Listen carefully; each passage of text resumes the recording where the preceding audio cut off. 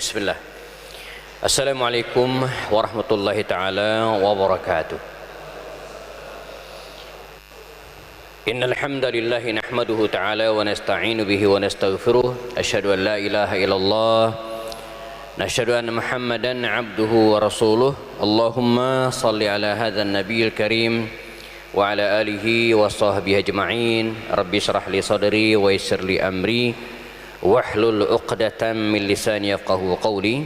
Amsayna ala fitratil Islam wa kalimatil ikhlas wa ala dini nabiyina Muhammadin sallallahu alaihi wasallam wa ala millati abina Ibrahim hanifa wa ma kana minal musyrikin.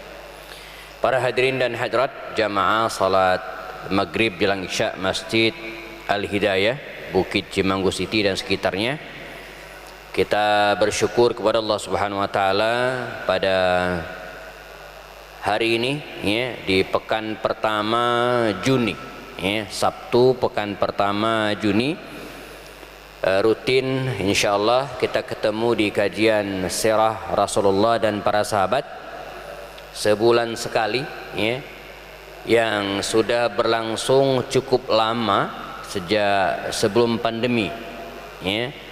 Kalau dilihat kurikulumnya, kita sudah menyelesaikan sejarah hidup Rasul sallallahu alaihi wasallam ya.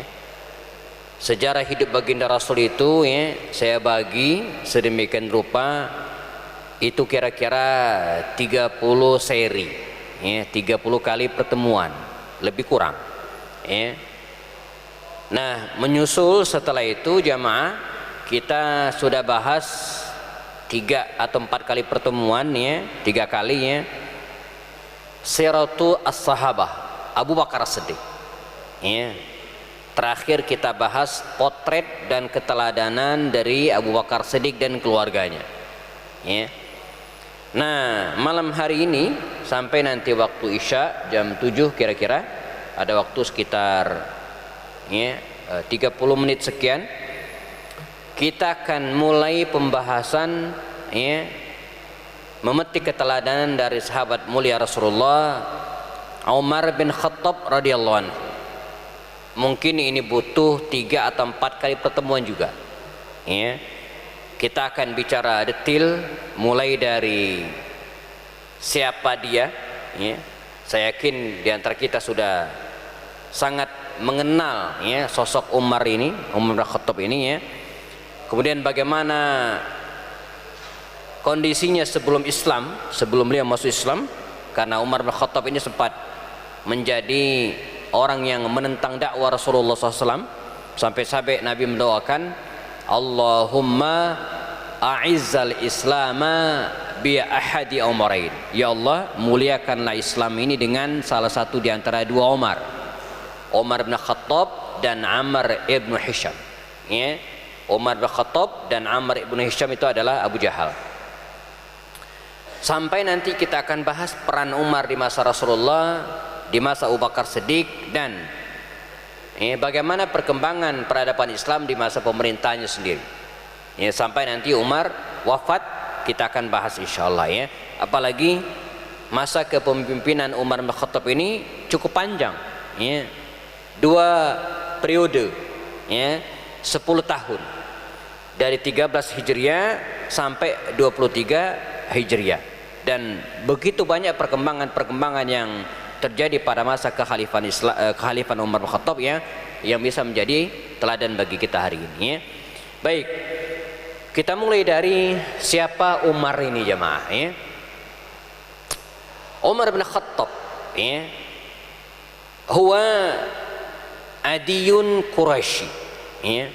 Jadi Umar bin Khattab ini ya, dari kabilah Bani Adi. Saya mungkin pernah singgung, di antara keturunan Nabi Ismail alaihissalam, kita tahu kisah Nabi Ismail yang ditempatkan ayahnya di Makkah, dan turun-temurun ya, ada yang terbaik ya, istafahu Allah, dipilih oleh Allah ya, dari keturunan Ismail, Adnan, dan kemudian ada Quraisy ya. Nah, di antara Quraisy ini juga ada kabilah-kabilah kecilnya ya, kayak kita lah di Indonesia. Ada Indonesia, Ya, jadi kalau kita pergi ke luar negeri dan kemudian ditanya siapa Anda, dari mana Anda berasal, ya, apa nasionalitinya, kebangsaannya, maka kita akan menjawab, ana Indonesia, saya Indonesia. Ya. Tapi kalau kita di dalam ditanya tentang nasionaliti kita, marga kita, maka kita akan menjawab kabilah-kabilah kita masing-masing. Sunda, Jawa, Palembang, Makassar, Lampung, dan suku-suku yang lainnya. Quraisy itu suku besarnya. Jadi kalau mereka pergi ke Syam, maka mereka akan mengatakan Quraisy. Mereka pergi ke Palestina, ke Yaman, Bahrain, mereka akan mengatakan Quraisy. Ya. Tetapi di dalam Quraisy ini sendiri ada kabilah-kabilah kecil. Seperti kita di Indonesia, ada orang Jawa, Sunda, Makassar khususnya. Di antara kabilah-kabilah itu jamaah di dalam Quraisy ini ada 10 yang terkenal. Ya, ini yang seingat saya saja 10 ini. Ya. Pertama, kabilah Bani Hashim, ini keluarganya Rasulullah. Ada kabilah Bani At-Taimi, ini keluarganya Abu Bakar. Ada kabilah Adi, ini keluarganya Umar, Bani Adi. Ada kabilah Bani Umayyah, ya, ini kabilahnya Utsman bin Affan, terkenal kabilah Bani Umayyah. Ada kabilah misalnya siapa lagi? Bani Makhzum, ya, kabilah Bani Makhzum, ini keluarganya Abu Jahal, keluarganya Khalid, dan ibu Umar sendiri itu dari kabilah Bani Makhzum. Ya, jadi ayahnya Umar itu dari kabilah Bani Adi, ibunya dari kabilah Bani Makhzum. Maka Abu Jahal itu pamannya Umar, ya, pamannya Umar bin Khattab dari pihak ibu.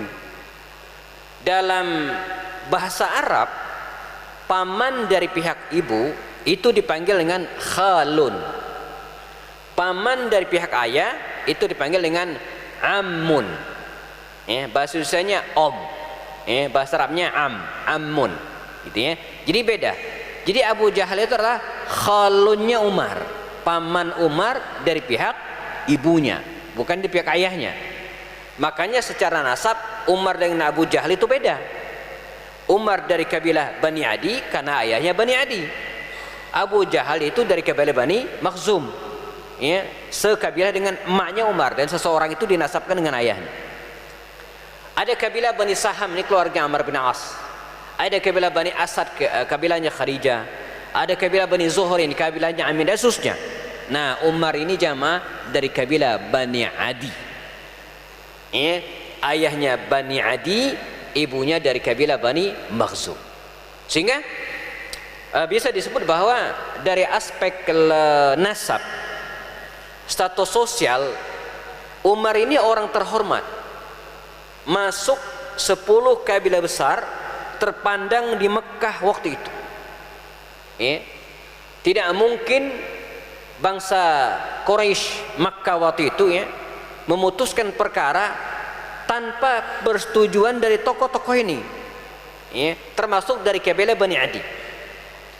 Nah, di tengah keluarganya Bani Adi, Umar ini adalah juru bicaranya, ya, safiruhum istilahnya gitu kan, utusan mereka, juru bicara mereka. Jadi kalau ada pertemuan-pertemuan dan diundang adalah perwakilan-perwakilan dari kabilah-kabilah tadi, maka yang datang dari Bani Adi adalah Umar bin Khattab radhiyallahu anhu.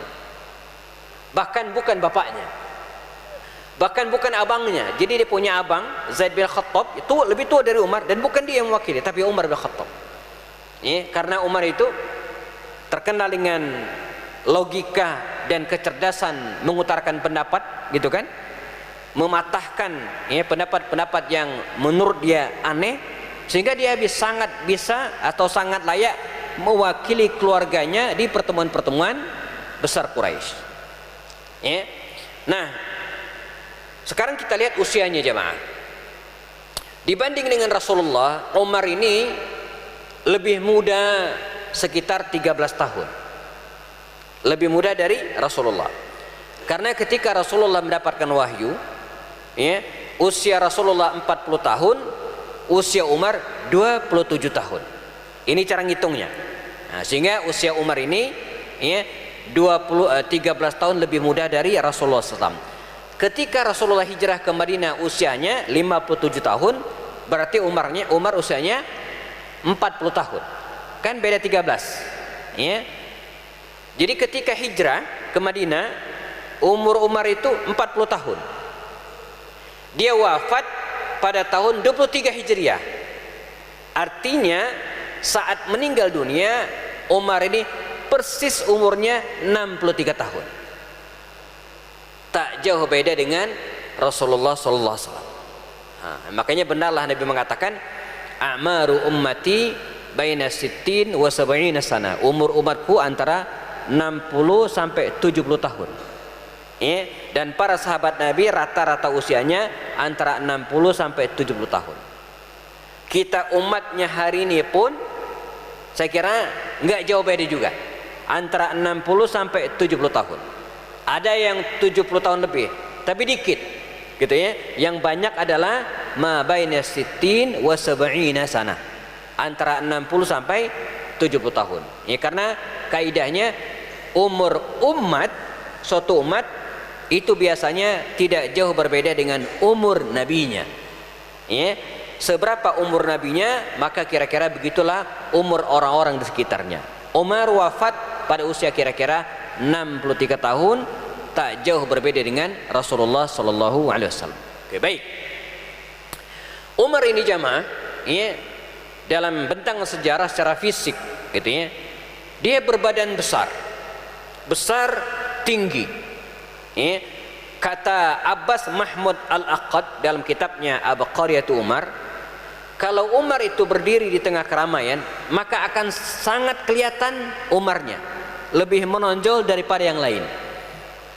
Bahkan kalau Umar itu duduk di atas unta, maka sebagian orang mengiranya berdiri di atas unta, saking besar dan saking tingginya Umar. Umar itu kidal. Apa kidal ya? Jadi dominan kiri.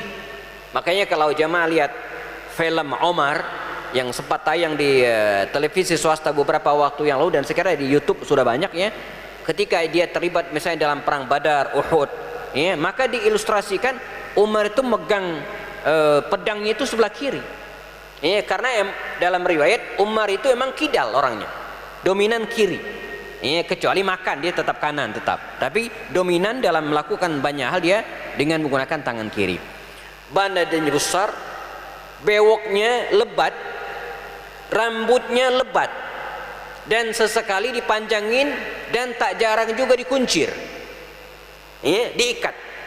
Namun ketika tuanya, ya, Umar itu kepalanya bagian depan itu rada botak, tapi tetap dibiarkan panjang. Ya, jadi depannya botak tapi belakangnya tetap panjang. Itulah yang membedakannya dengan Khalid. Kalau Khalid itu di masa tuanya kepalanya itu dibotakin pelontos dan dia sering menggunakan topi. Kalau Umar tidak, gitu ya. Umar tinggi besar dan memiliki tenaga di atas rata-rata, sehingga ada ungkapan kalau ada pertandingan gulat, gulat waktu itu di atas panggung, lalu kemudian bertarunglah jagoan-jagoan tersebut. Ketika ada jagoan petatang petenteng tidak ada yang ngalahin lagi, maka dicarilah Umar untuk ngalahin orang ini. Ya, jadi udah berkelahi gitu kan, dan ada jagoan nggak ada yang bisa ngalahin, maka dicarilah Umar untuk mengalahkan orang ini. Jadi luar biasa gitu kan, dia jago gulat, jago apalagi pacuan kuda, ya, dia sering sekali dia masa mudanya lomba pacuan kuda dengan pemuda-pemuda seusianya, ya, seperti Amr bin As, Khalid bin Walid, Ikrimah bin Abu Jahal. Ini orang-orang yang sepanteran, kalau bahasa Pak Antonnya itu ya, orang-orang seusiaan dengan dia, ya, karena Umar dengan Khalid itu kan terpaut sekitar 3 tahun lebih tua dari Umar. Khalid itu lebih muda dari Umar, ya, lebih muda dari Umar 3 tahun. Khalid lebih muda dari Umar. Dia jago lomba pacuan kuda, ya. Dia juga, nah satu lagi, Umar ini jamaah, dia ahli dalam mengolah kata. menyusun kalimat, bersyair, dia sastrawan. Ya. Dan ini yang kemudian menjadi kelebihan dari Umar bin Khattab sendiri dibanding dengan yang lainnya. Dia ahli dalam mengolah kata-kata, gitu kan? Dan ini kelebihan. Jadi kalau kita ketemu ada orang yang pinter mengolah kata, itu jangan dinyinyirin. Di kita kalau ada pemimpin yang bagus mengolah kata, itu dinyinyirin, gitu kan? Ya itu enggak ya. Padahal itu kemampuan. Ya, bagi seorang pemimpin memiliki kemampuan komunikasi yang baik itu perlu. Ya, pemimpin itu perlu bagaimana cara mengolah kata yang baik supaya orang termotivasi, gitu kan, supaya orang mau bekerja dan seterusnya. Nah, Umar ini memiliki kemampuan dalam mengolah kata. Dia seorang penyair yang handal, ya. Nah, Umar juga ja'anakumullah dikisahkan orang yang sangat kuat memegang prinsip walaupun ayahnya itu bukan orang kaya. Karena itu agak berbeda dengan para pemuda yang lain seperti Utsman bin Affan, Thalhah bin Ubaidillah, Az-Zubair bin Awam, apalagi dengan Abu Bakar Siddiq. Ini para pengusaha sejak kecil. Sa'ad bin Abi Waqqas, ini para pengusaha. Umar tidak. Dari kecil Umar itu tidak disebut seorang pengusaha. Dia penggembala ternak milik bapaknya. Jadi bapaknya itu jamaah, dia tidak, bapak ayahnya itu Khattab itu bukan pengusaha seperti Umayyah bin Khalaf, Utbah bin Rabi'ah, Abu Sufyan, enggak. Dia punya hewan ternak yang banyak, unta-unta yang banyak. Umarlah yang disuruh menggembalakan ternak-ternak ini. Maka hampir setiap hari Umar bin Khattab ini membawa ternak-ternak milik ayahnya ini ya ke pinggiran jauh kota Makkah. Ya, karena kalau di dalam kota Makkah sendirinya sulit mencari pakanan untuk hewan ternak ini, maka dibawalah ke tempat yang jauh. Bahkan tak jarang Umar ini menginap di tempat dia menggembalakan ternak di tengah padang pasir yang jauh dari perkotaan. Ya, dan ayahnya Khattab itu jamaah sangat sayang dengan hewan-hewan ternaknya. Bahkan ada ungkapan Khattab itu atau Al-Khattab ayahnya Umar ini cenderung ada mengatakan lebih sayang kepada hewannya daripada Umar anak-anaknya. Mengapa demikian? Sebab pernah ya untanya hilang, marah besar nih Al-Khattab. Tapi kalau Umar enggak balik-balik, enggak dicariin. Jadi ada anggapannya bapaknya nih lebih care ya, lebih percaya, lebih sayang kepada unta, gitu kan. Pernah ada kisah menarik, suatu saat Umar pulang. Mungkin kalau kita bayangin hari ini mungkin kira-kira jam 4:30 begitu kira-kira ya. Untanya ditinggalin di tempat gembalaan. Begitu dia pulang dilihat oleh bapaknya, Umar, kenapa Anda pulang, gitu kan? Saya pengen jagain unta-unta kita. Kata bapaknya ini kepada Umar bin Khattab. Kata Umar, ya abati, wahai ayah, ya, kalau orang tahu bahwa itu adalah untanya Khattab, nggak akan ada berani yang musik, gitu kan? Jadi orang tahu itu adalah untanya Al-Khattab, nggak ada berani yang musik, aman pasti. Oh enggak, katanya kan, ayo buruan nih balik lagi ke tempat gembalaan tadi. Kata Umar, ini saya hafal kalimatnya ya. Ya abati, kata Umar, wahai ayahku, illam tataraffaq biwaladik fa tataraffaq bihimarik. Wahai Umar, wahai ayah, kata Umar, ketika dia suruh oleh bapaknya balik lagi ke tempat gembalaan, illam tataraffaq biwaladik, kalau enggak kasihan dengan anakmu yang baru datang kemudian suruh balik lagi, kalau enggak kasihan, fa tataraffaq bihimarik. Nah, kasihanilah dengan keledaimu ini, katanya kan. Maksudnya keledai hewan tunggangan Umar. Ini kalimat Umar, ya. Jadi kalau tidak sayang dan kasihan dengan anakmu ini nggak masalah, tapi kasihan dengan hewan tunggangan ini. Dia baru nyampe masa suruh balik lagi. Bapaknya diam digituin, gitu ya. Ini bukti betapa disebutkan Khattab ini ya, sangat care, peduli dengan hewan ternaknya daripada Umar. Pernah Umar ini ya, saking kasihan kakaknya Zaid bin Khattab ya, diperlakukan demikian, diajak tukeran. Kata abangnya Zaid, ya Umar, sesekali kita tukeran ya. Anda bawa barang dagangan kita ke Syam, ke Bahrain, atau sesekali ke Yaman. Nah, saya gantiin engkau menjaga hewan ternak. Ya. Kata ayahnya, tidak. Ya. Engkau wahai Zaid tidak akan bisa mengurus hewan ternak sebagaimana Umar tidak akan bisa ngurus dagangan, katanya gitu kan. Jadi masing-masing dengan profesinya. Kendati demikian, ya, untuk beberapa kali dalam catatan sejarah 3 atau 4 kali Umar pun pernah meminta izin kepada ayahnya dan dimodali oleh abangnya Zaid bin Khattab ini, ya, untuk pergi ke Syam. Jadi dalam riwayat, walaupun Umar ini bukan seorang pedagang sukses pengusaha, tapi pun dia pernah pergi ke Syam membawa dagangan. Dan di situ kemudian dia punya pengalaman tersendiri, ya, ketika bicara tentang ekonomi. Karena itu walaupun Umar bin Khattab ini bukan pengusaha jamaah, tapi dia memiliki pemahaman yang baik tentang harta, tentang ekonomi, dan bagaimana mengelola ekonomi sebuah negara. Karenanya nanti ada sebuah buku terbit, ya, maksud saya sudah ada buku terbit judulnya Fiqih Ekonomi Umar bin Khattab. Ya, Umar seorang ekonom yang sangat pandai dalam mengelola ekonomi pada masa pemerintahannya yang berlangsung sekitar 10 tahun lamanya, ya. Baik.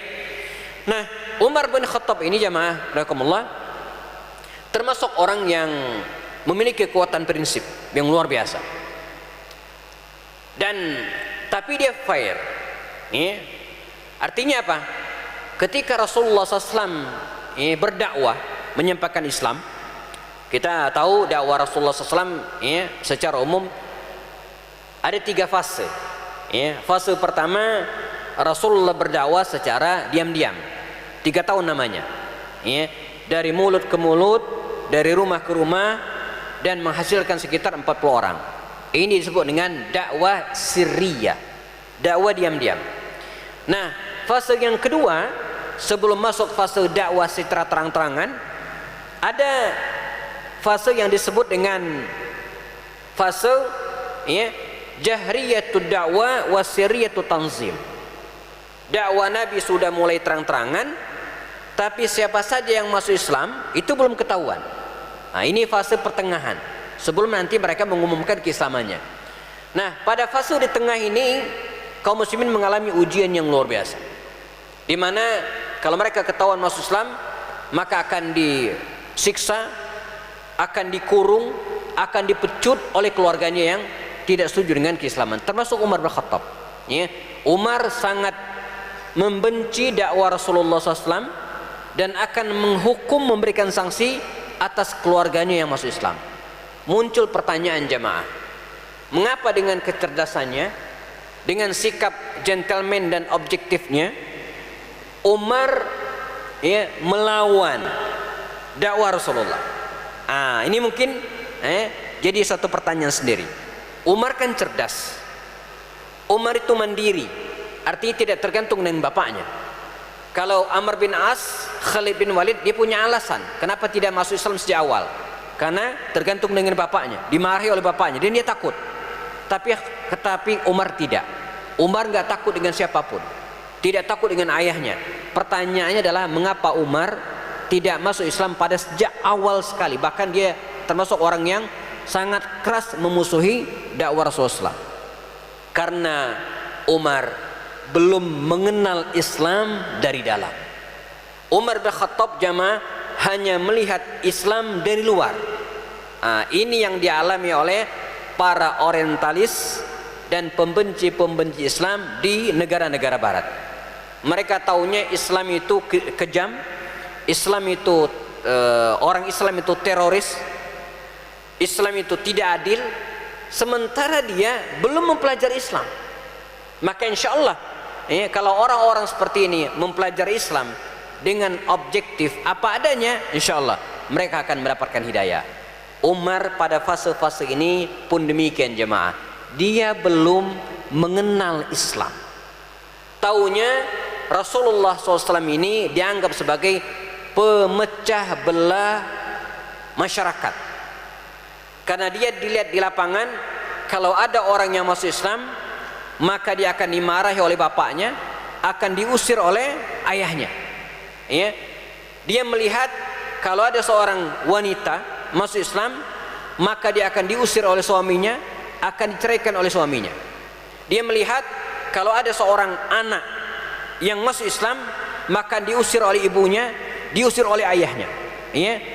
Agama Muhammad ini SAW katanya adalah agama yang memecah belah umat, ya, yang mengacaukan status sosial masyarakat. Agama Muhammad ini kata dia adalah agama baru yang tidak dikenal dan tidak sama dengan agama nenek moyang mereka sebelumnya. Nah, inilah penyebab mengapa Sayyidina Umar bin Khattab jazakumullah sangat memusuhi Islam pada sejak awal dakwah. Dia tidak masuk Islam seperti Abu Bakar Siddiq atau kemudian seperti Utsman bin Affan dan yang lainnya. Nah, pada puncak inilah ketika masyarakat oleh Umar dianggap berada dalam kondisi yang sangat riskan, benturan gitu kan. Maka muncul dalam pemikiran Umar pemikiran yang ekstrim, bahkan cenderung nekat, ya. Setelah melakukan perenungan yang dalam dan dia melihat kalau kondisi ini dibiarkan terus menerus, maka umat atau kemudian Quraisy secara umum akan terpecah, akan terjadi permusuhan antar satu dengan yang lainnya, akan semakin banyak para ayah mengusir anaknya, ya, akan semakin banyak para suami menceraikan istrinya karena istri masuk Islam dia nggak mau, gitu kan. Akan terjadi perpecahan-perpecahan di kalangan umat. Maka dia pun ikut dalam sebuah rapat besar bersama dengan orang-orang Quraisy. Mereka mencari jalan untuk menghentikan dakwah Rasulullah sallallahu alaihi wasallam ini. Ya, maka berbagai cara mereka lakukan.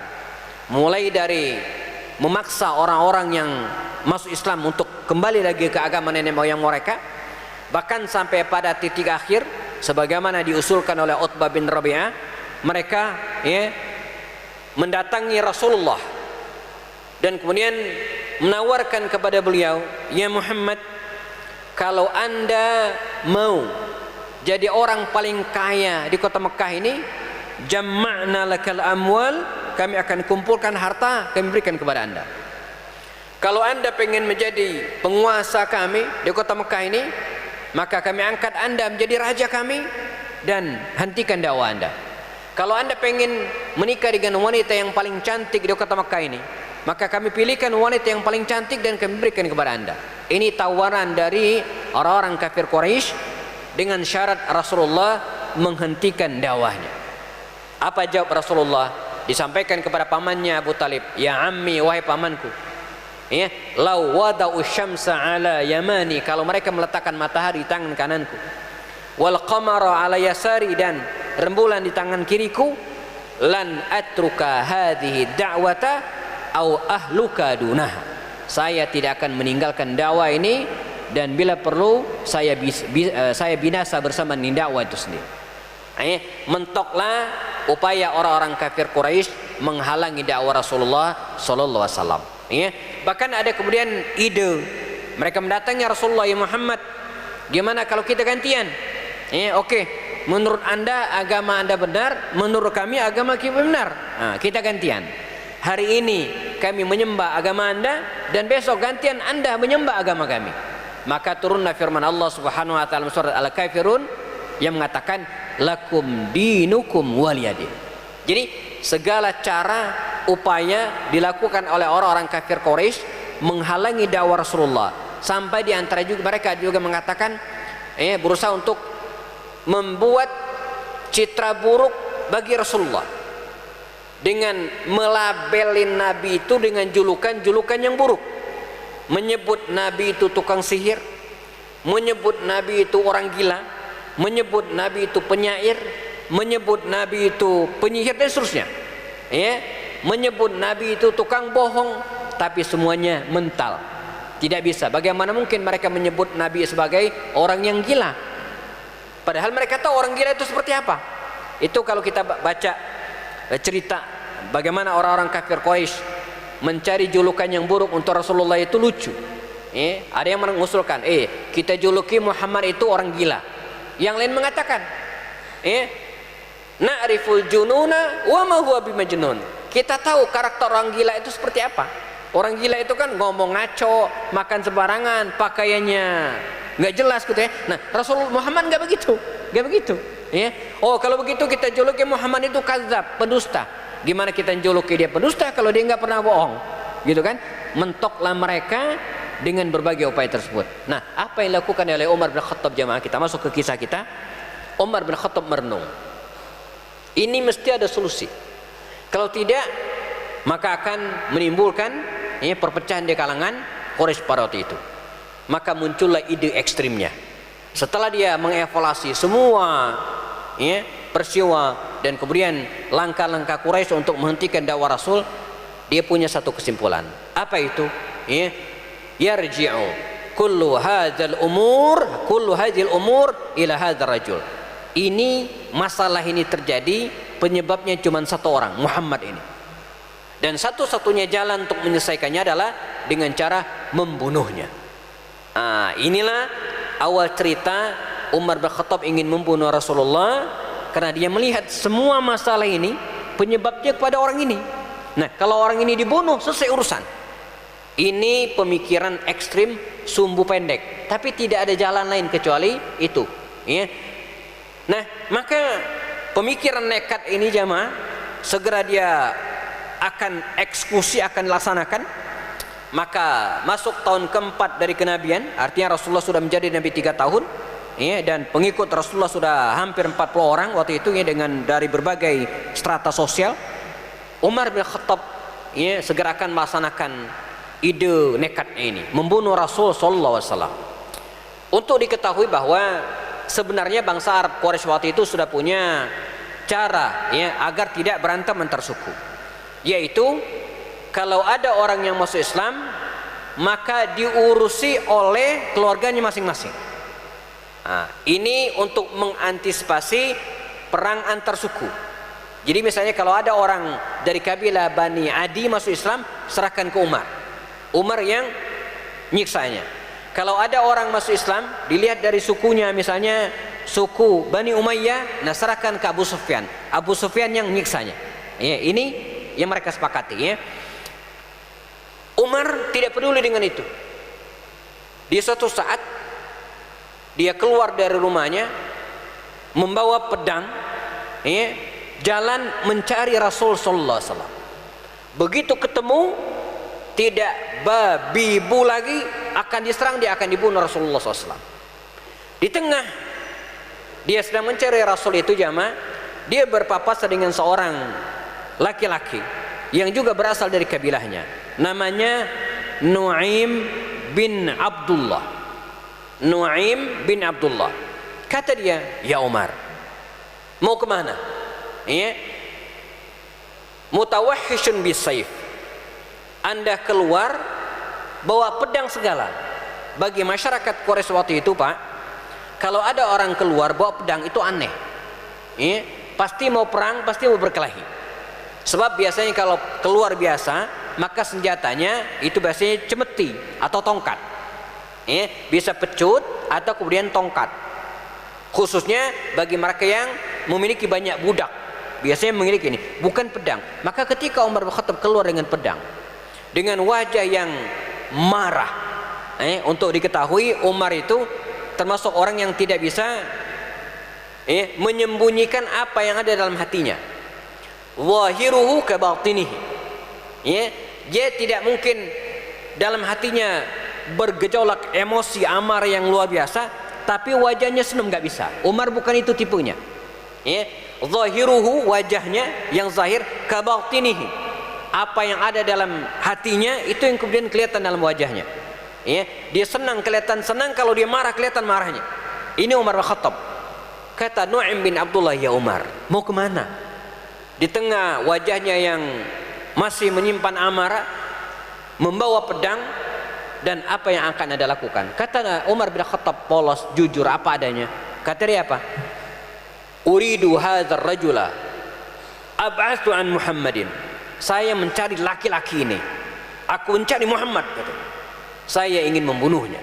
Kata Umar bin Khattab, dia tidak bisa menyembunyikan niatnya.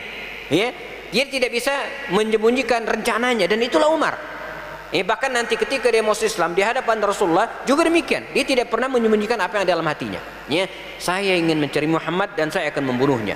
Kata Nu'aim bin Abdullah, ya Umar, bukankah kita sudah sepakat bahwa setiap orang ngurusi keluarganya? Muhammad itu keluarga Bani Hashim, kita udah serahkan kepada Bani Hashim untuk ngurusinya. Kita ngurusin keluarga kita sendiri. Nah, Anda Bani Adi urusin keluarga Anda. Kata Umar, beres.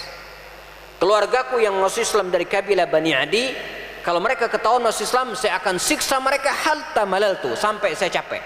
Jadi Umar itu bakal menyiksa orang sampai dia sendiri kecapean. Kata Nu'aim bin Abdullah, ama ta'lam, udah tahu belum? Anna Fatimah bintal Khattab wa zawjaha qad aslama wa taba'a Muhammada. Udah tahu belum? Adikmu Fatimah dan suaminya Sa'id bin Zaid qad aslama, sudah masuk Islam, wa taba'a, dan ikut Muhammada, ajaran Muhammad. Kaget dia. Bagaimana mungkin kecolongan gitu kan? Dia ngurusin orang lain sementara adik kandungnya sendiri Fatimah bintul Khattab masuk Islam bersama dengan suaminya Sa'id bin Zaid. Maka seketika langsung Umar jamaah menuju ke rumah adiknya Fatimah. Disinilah serunya. Ketika Umar bin Khattab datang ke rumah adiknya Fatimah, qadarallah waktu itu Fatimah ini sedang menghafal ulang, memurajaah ayat-ayat yang belum lama turun. Guru mereka Khabbab bin Art. Kala itu mereka sedang mengulang hafalan, menghafal ulang dan memaknai beberapa surat yang baru turun, diantaranya surat Toha. Surat Toha. Sehingga ketika Umar mengetuk pintu dan kemudian sebelum dibukakan pintu, Umar ini sempat mendengar dari dalam rumah tersebut bacaan-bacaan yang tidak pernah didengar sebelumnya. Maka diketuklah pintu. Seketika yang berada di dalam rumah tahu bahwa itu adalah Umar, segera dikondisikan. Guru mereka Khabbab bin Art suruh ngumpet. Suruh ngumpet, sementara lembaran yang mereka baca tadi diumpetin. Ini saya pernah ceritakan dulu di awal-awal kajian kita tentang periode dakwah Rasulullah SAW tapi saya ulang dikit lagi karena berhubung dengan Umar bin Khattab. Setelah itu dibukalah pintu dan Umar masuk. Kata Umar bin Khattab kepada adiknya Fatimah, "Maza kuntuma taf'alan?" Apa yang barusan kalian lakukan? Kata adiknya Fatimah, "La syai'a ya akhi." Enggak ada apa-apa. Kami ngobrol biasa. Enggak, Sami itu kalimat. Saya mendengar kalimat-kalimat yang tidak biasa kalian ucapkan selama ini. Itu bukan syair yang selama ini didendangkan di pasar-pasar ukas. Enggak. Ini kalimat-kalimat yang aneh. Apa yang kalian baca? Apa yang kalian lakukan? Cekcok mulut Umar dengan Fatimah. Lalu muncullah Sa'id bin Zaid. Tak sabaran Umar dicekal leher kakak iparnya ini, ditindih dan dipukul berkali-kali sampai bibir kakak iparnya berdarah. Dalam kondisi demikian, Fatimah menarik jubah Umar bin Khattab dari belakang, ditarik demikian. Umar seketika menggeprakkan tangannya dan sengaja tidak sengaja dia menampar wajah adiknya Fatimah bintil Khattab radhiyallahu anha. Adiknya jatuh terjengkang, bibirnya bagian bawah terpukul oleh Umar dan berdarah. Umar ini jamaah memiliki karakter unik. Selain dia emosional, pemarah, galak, menakutkan, tapi sesungguhnya Umar juga punya hati yang sangat lembut. Saya pernah tulis tentang Umar ini dengan judul Dua Sisi Umar. Umar ini orangnya pemaaf di satu sisi juga, selain dikenal sebagai orang yang galak. Maka ketika dia melihat adiknya terjengkang jatuh dengan bibir berdarah, luruhlah Umar.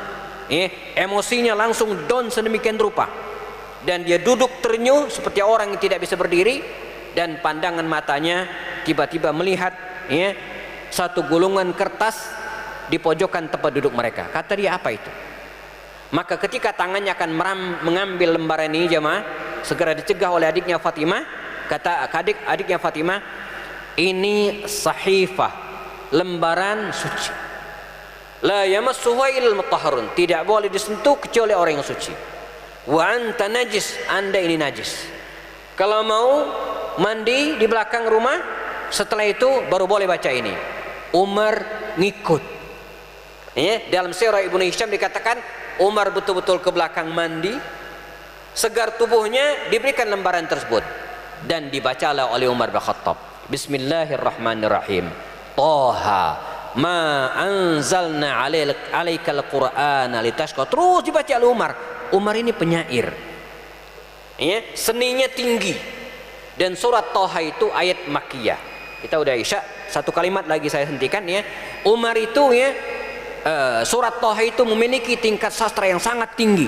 Dan Umar tahu ini kalimat bukan sembarangan. Kata Umar, liman atau man hadzal katib, siapa yang nulis ini? Ya, saya belum pernah dengar syair-syair ini. Kata adiknya, itu bukan syair, itu adalah Al-Quran, wahyu. Jadi ini yang bikin heboh selama ini. Kata Umar, dullani ala Muhammadin, tunjukkan aku, ketemukan aku dengan Muhammad. Laqad waqa'at hadhil ayatu fi qalbi, ayat ini sudah merasuk ke dalam diriku. Singkat cerita jamaah, dia bawa oleh dia ketemu Rasulullah SAW. Waktu itu Nabi sedang berada di rumah Arqam bin Abil Arqam, ya, sempat bikin kisru di awal, tapi segera dikunci oleh Hamzah yang masuk Islam lebih dulu dan dihadapkan ke Rasulullah SAW. Bertemu dengan Rasulullah, terjadi perbincangan sedikit dan pada akhirnya Umar kemudian mengatakan, asyhadu an la ilaha illallah wa asyhadu annaka Muhammadar Rasulullah. Masuk Islamnya Umar bin Khattab, orang-orang seketika bertakbir. Dan pada hari itu ya, beda dengan yang lainnya. Kalau yang lainnya masuk Islam secara sembunyi-sembunyi, Umar tidak. Umar mengumumkan keislamannya, sehingga pada hari masuk Islamnya Umar tidak ada satu orang pun di Mekah yang tidak tahu kalau Umar masuk Islam. Khalid bin Walid punya kenangan tersendiri dengan kalimatnya. Ketika Umar masuk Islam itu kata Khalid apa? Asbahat Makkatu ghaira Makkata qablaha. Mekah ini menjadi Mekah baru, tidak seperti Mekah sebelumnya. Itu setelah Umar bin Khattab masuk Islam. Rasul pun kemudian mengubah dakwahnya yang tadi diam-diam menjadi terang-terangan. Ini ya, runut kisah Umar bin Khattab jemaah sebelum dia masuk Islam. Nah, apa yang akan terjadi setelah Umar masuk Islam? Lalu bagaimana dia menyertai Rasulullah dalam kisah-kisah berikutnya? Kita akan bahas pada pertemuan berikutnya insyaallah. Kita siap-siap melaksanakan sholat isya, sudah masuk waktunya. Jazakumullah khairan atas perhatian. Kita ketemu lagi di waktu berikutnya insyaallah. Selesaikan dengan kafarat majlis. Subhanakallahumma wa bihamdika asyhadu an la ilaha illa anta astaghfiruka wa atubu ilaik. Assalamualaikum warahmatullahi taala wabarakatuh.